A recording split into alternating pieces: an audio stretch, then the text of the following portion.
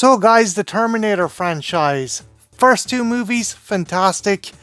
Everything else that followed, meh to, oh my god, why did they fucking do this? Talk to the hand. Not so much with the video games though. Terminator video games, for the most part, are fairly solid. And the best Terminator video games are the ones that are set during the future war. Now, Terminator Resistance, which came out in 2019, is a solid FPS. You cannot fucking say that that isn't a decent depiction of the future war. But it wasn't the first FPS to depict the nightmare scenario that was portrayed in Terminator 1 and 2. No, that is actually Terminator Future Shock from Bethesda of all people.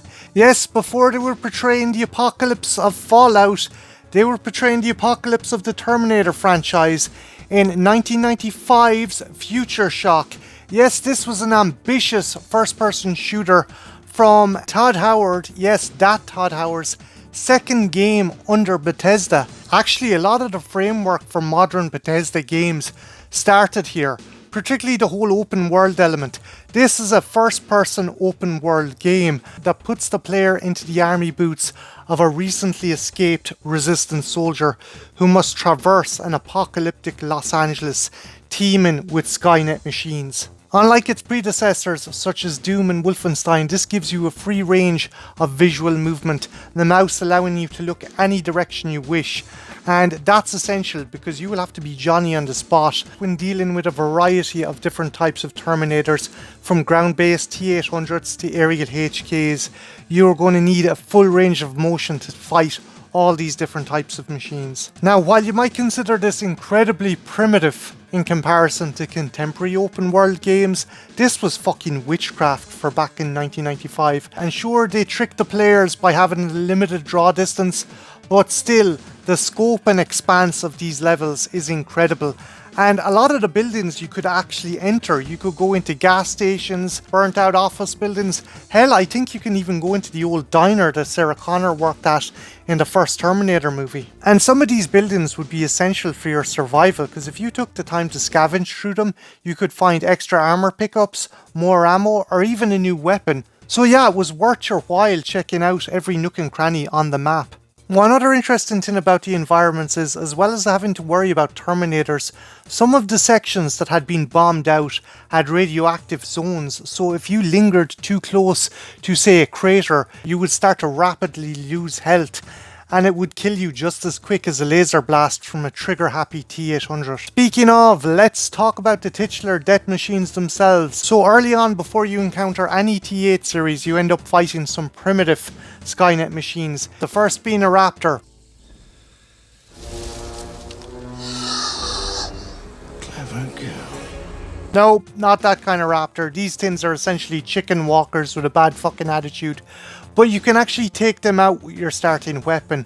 Later on, you'll fight aerial HKs and aerial scouts. These are a bulkier, kind of stockier version of HKs that, again, are easy to take out with your early starter weapons. You'll also have to deal with a spider bot and some Centurion tanks.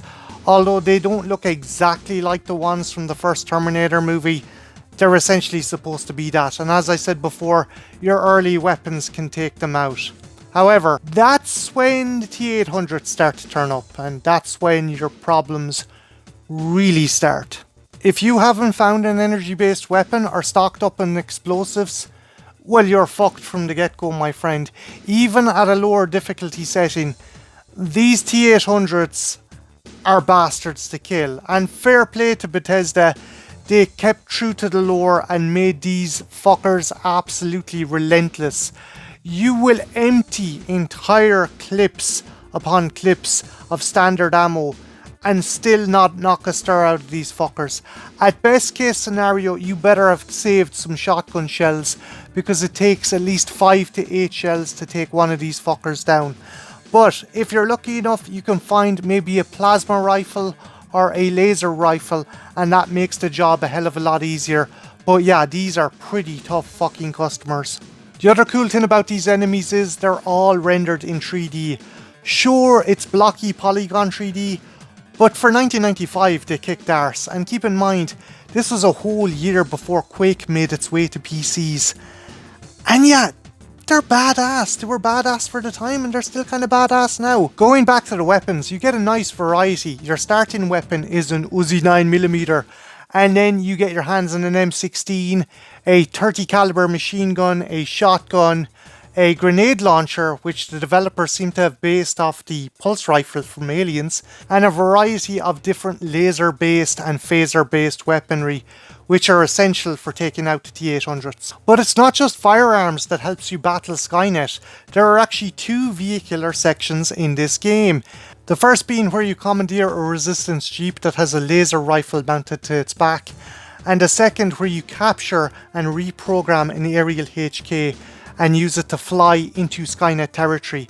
Now, these sound badass, and in theory, they are a pretty cool idea, but everyone knows what it's like to try and play a driving sequence in a contemporary FPS, and how much of a pain in the hole it is. Well, now put that into the restraints of a game from 1995, and you're going to be in a world of hurt. To say both those sequences are clunky is the understatement of the fucking millennium.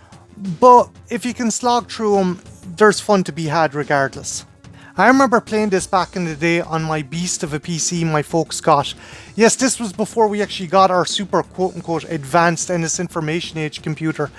We ended up getting an absolute fucking beast of a machine off my uncle for Christmas, and he had preloaded this and Wolfenstein, and to my 11-year-old brain, this was fucking awesome. I played the shit out of this game. And yeah, it was kick-arse from start to finish. Strangely enough, it didn't crash on me as much as you might think. Whereas I think trying to run it now on modern systems, it can be a buggy fucking mess. It's essentially abandonware, but you can track it down. And if you want to track it down, I would actually recommend, instead of downloading this, you downloaded Terminator Skynet, which is also packaged with Future Shock. What's Terminator Skynet, you might ask? Well, originally it was supposed to be an expansion for Terminator Future Shock, but the game done so well that they decided to make it a standalone sequel, which attempted to improve upon every aspect that Future Shock had pioneered in that first game. Does it pull it off? Meh. Kinda does, kinda doesn't. It depends. Certain aspects, such as the graphics, are greatly improved, but in order to push that graphical envelope, the game seemed to be mired with a hell of a lot more bugs than its predecessor Future Shock, which is a shame because this is an otherwise excellent game. And if you're not sold on the advanced gameplay from 1995, then you will most certainly be sold on the FMV sequences. Yes, it would be a 90s PC game without some full motion video goodness. You can just tell these sequences are cheap as fucking chips, filmed in someone's garage in Rodeo Drive, with some community college players standing in for Resistance members. I mean, Jesus, the costumes themselves. I know the Resistance were hard pressed for supplies, but why the fuck is John Connor fitting out his troops in paintball gear? Will someone fucking explain that? Regardless, this just adds to the charm of the game, and as I said before, if you can find it on any kind of DOS software online, definitely check it out. I say it'd be a pipe dream me wanting Night Dive to do a remaster of this because it's so fucking obscure. And it's sad, as I said before, once Quake came out, this game was all but forgotten. And it really shouldn't be, because it's a landmark title that deserves a lot more attention than it gets. So guys, did you play Future Shock or Skynet back in the day? If you did, let me know in the comments below. And what is your favourite Terminator game? Let me know that in the comments below as well. My name's Martin, this has been the Trash Picture Show, and yeah, have a good one, take care, bye now.